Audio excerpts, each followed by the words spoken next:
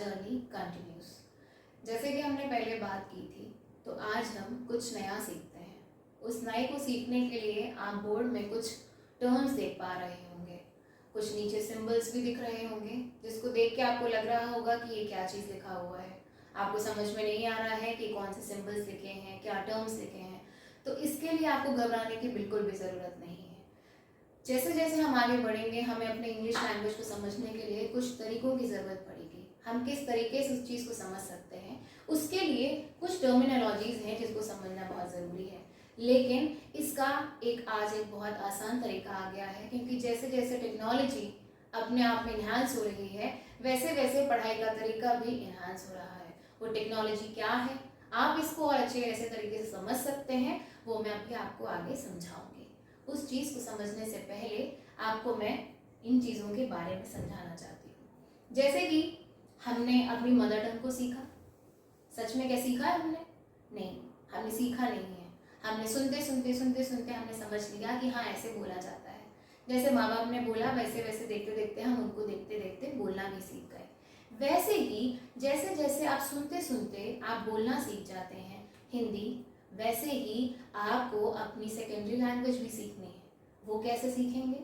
सुनते सुनते वो भी सीख जाएंगे धीरे धीरे करके। लेकिन उसके पहले कुछ चीज़ें हैं जिनका ध्यान देना पड़ेगा हमें। उसमें पहला टर्म आता है, पहला चीज़ आता है, वो है फोनिक्स। क्या लगता है फोनिक्स क्या होता है?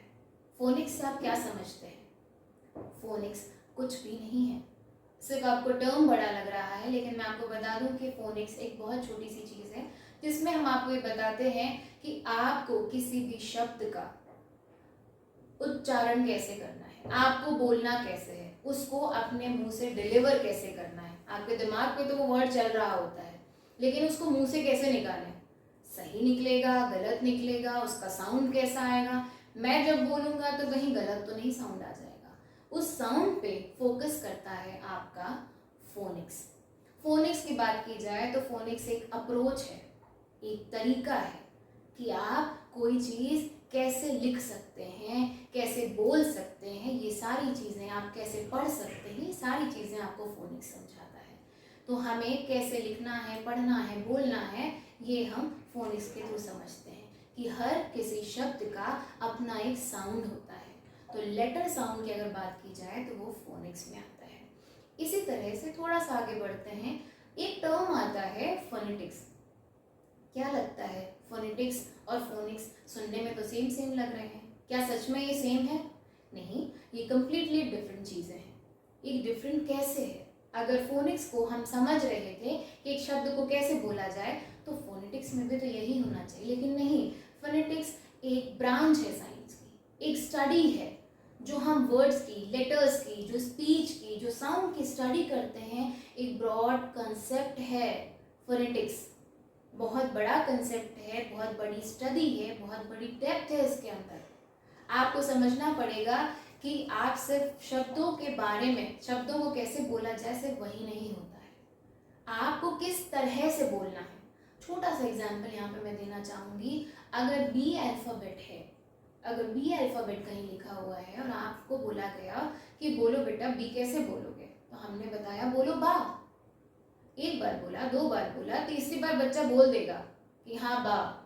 साथ में हमने कोई पिक्चर अटैच कर दी तो वो देख देख के सीख जाएगा कि बा बोलना है, सामने वाले का मुंह खुल रहा है तो हमें ऐसे ही बोलना है। लेकिन इसी जगह अगर मैं बात करती हूँ तो फोनेटिक्स क्या है इसमें, बा को कैसे बोलना है, किस तरह से बोला जाए, कितना मुंह खोला जाए, उसकी फ्रीक्वेंसी क्या होगी, उसका एम्पलीट्यूड क्या होगा, लिप्स को बंद करना है, खोलना है, आपके अंदर जो टंग है उसको रोल करना है, नहीं रोल करना है, यही सारा चीज़ फोनेटिक्स में आता है। यही सारी स्टडी फोनेटिक्स में आती है। ये होता है स्पीच साउंड। धीरे धीरे अगर हम इसी चीज़ को आगे बढ़ाते हैं, एक टर्म आपको और दिख रहा होगा बोर्ड में, वो है एक्सेंट। एक्सेंट क्या होता है? एक्सेंट होता है आपका शब्दों को लेकर जो प्रोनाउंसिएशन है, आप प्रोनाउंस कैसे करते हैं। एक ही वर्ड को कई लोग अलग अलग तरीके से प्रोनाउंस करते हैं।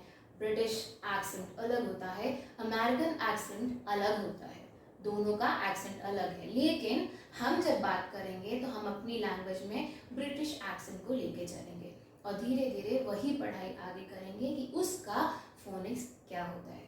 लेकिन अगर अभी बात की जाए तो करंटली हमारा फोकस होगा आपके फोनिक्स में। Now we focus on phonics. तो फोनिक्स हम और कैसे अच्छे तरीके से समझ सकते हैं, आपको कैसे समझ में आएगा कि किसी साउंड का प्रोनाउंसिएशन कैसा होगा। कोई भी शब्द अगर आपके सामने दिख रहा है, कोई वर्ड आपके सामने दिख रहा है, तो आप उसको कितने अच्छे तरीके से बोल सकते हैं। उसके लिए कुछ छोटे से एग्जाम्पल्स आपके सामने लेके आई हूँ। आपने 12 खड़ी बचपन में जरूर पढ़ी होगी। 12 खड़ी क्या थी? अक्षर थे, व्याकरण थी, स्वर और व्यंजन हुआ करते थे। तो स्वर और व्यंजन को इंग्लिश में कैसे बोला जाए, उनकी स्पेलिंग कैसे बनाई जाए, उन्हीं स्पेलिंग्स को बनाने के लिए आपको 12 खड़ी जरूर पढ़नी पड़ेगी। उसका का से रिलेटेड जो 12 खड़ी का एक पार्ट है वो मैं आपको बता रही हूँ, और आगे भी पूरी 12 खड़ी आप ऑनलाइन डाउनलोड कर सकते हैं, आप उसमें अपनी स्पेलिंग्स चेक कर सकते हैं। बट मैं आपको बताना चाहूँगी कि ये 100% गारंटीड श्योर स्पेलिंग्स नहीं होती है, क्योंकि टाइम टू टाइम कुछ चीज़ें एक्सेप्शनल केसेस में चली जाती हैं, कहीं कहीं कुछ चेंजेस भी आ जाते हैं इसमें। लेकिन हाँ, 90% हम कह सकते हैं कि हमारी स्पेलिंग्स, हमारी वोकैब, हमारी चीज़ें इन्हीं से बनती हैं।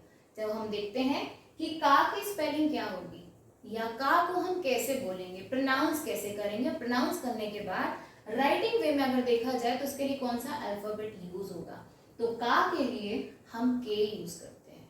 फिर आगे बढ़ते हैं, का में बड़ी आ की मात्रा लग जाए, बड़ा का अगर हो जाता है तो के ए हो जाता है। ए हमने यूज किया है बड़े आ की मात्रा के लिए। वैसे ही थोड़ा सा आगे बढ़िए तो आपको दिखेगी छोटी की। का में छोटी की मात्रा लगी है, छोटी की मात्रा को अल्फाबेटिकल वे में अगर प्रेजेंट किया जाए तो आई डोनेट होता है।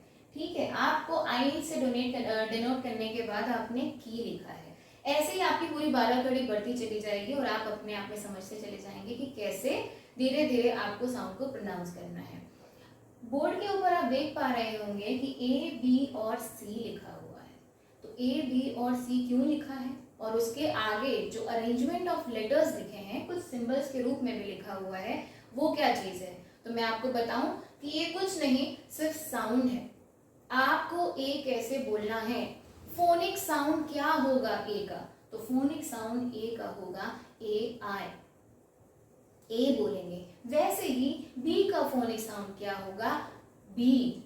ऐसे ही सी का फोनिक साउंड क्या होगा, सी। मतलब आप जब बोल रहे हैं सी तो आपके मुंह से सी अल्फाबेट बाहर आ रहा है। अब आपको लग रहा होगा कुछ और ऑब्लिक में भी आपको सिंबल्स नजर आ रहे हैं, वो क्या है, वो तो बिल्कुल ही नहीं समझ में आ रहे हैं, तो आपको ध्यान नहीं है। लेकिन आपने जब कभी अपनी डिक्शनरी ओपन की होगी तो वहां पे अरेंजमेंट जरूर थे, वहां पे अरेंजमेंट्स लिखा हुआ था, क्योंकि वो आपको बता रहा था कि आपको किसी लेटर को कैसे प्रोनाउंस करना है, कैसे बोलना है। वही अरेंजमेंट मैं आपको बताती हूँ कि अगर ए का अरेंजमेंट होता है या फोनेटिक साउंड या फोनेटिक सिंबल क्या है, वो है ई आई। ऐसे ही बी का है बी आई। सिमिलरली ये ऐसे ही बढ़ता चला जाएगा।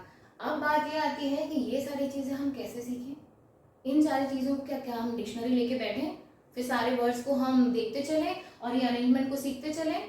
नहीं, आपको इतना सीखने की जरूरत नहीं है, इतना ज्यादा परेशान होने की भी जरूरत नहीं है। जैसे कि मैंने वीडियो के स्टार्टिंग में ही आपसे बात की थी कि हमारी टेक्नोलॉजी बहुत ही इन्हांस हो गई है, बहुत आगे बढ़ गई है। तो उसके लिए एक बहुत छोटा सा टूल है कि आप वर्ड का प्रोनाउंसिएशन या वो कैसे बोला जाता है उसको सीखने के लिए आपको कुछ भी नहीं करना है।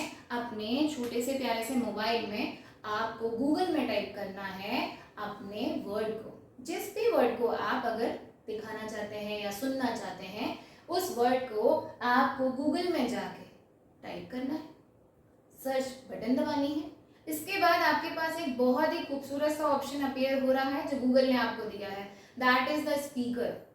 You just have to click on that speaker, just like me. Better. अगर मैंने better एक better वर्ड लिया था जो बहुत ही सिंपल सा वर्ड था, मैंने उसको गूगल में टाइप किया और गूगल ने मुझे जो स्पीकर ऑप्शन दिया था उसको मैंने क्लिक किया है और उसका साउंड आ रहा है better। मतलब मुझे समझ में आ गया ना कि इसको कैसे बोलना है और मैंने उसको बोलना सीख लिया। इसी तरह से आप जितने भी आप जो भी वर्ड आपको नहीं समझ में आ रहा है कि इसका प्रोनाउंसिएशन कैसा होगा, तो आप उसमें गूगल में जाइए, टाइप करिए, सर्च करिए और उसको सुनिए। नेक्स्ट क्लास से मैं आपके लिए 5 डेली रूटीन से जुड़े हुए बहुत ही सरल से लेके आऊँगी वर्ड्स, जिनको मैं आपको उनका प्रोनाउंसिएशन बताऊंगी कि कैसे होता है मोबाइल में। और उसके बाद मैं आपसे चाहूँगी कि आप भी घर बैठ के जहाँ पे भी हों मोबाइल में टाइप करें, वर्ड्स को बार बार सुने, ताकि आपके दिमाग में वो चीज़ बैठ जाए। और जब वो बैठ जाएगी तो एक दिन आपके मुंह से फ्लुएंटली वो चीज़ निकल भी आएगी। बट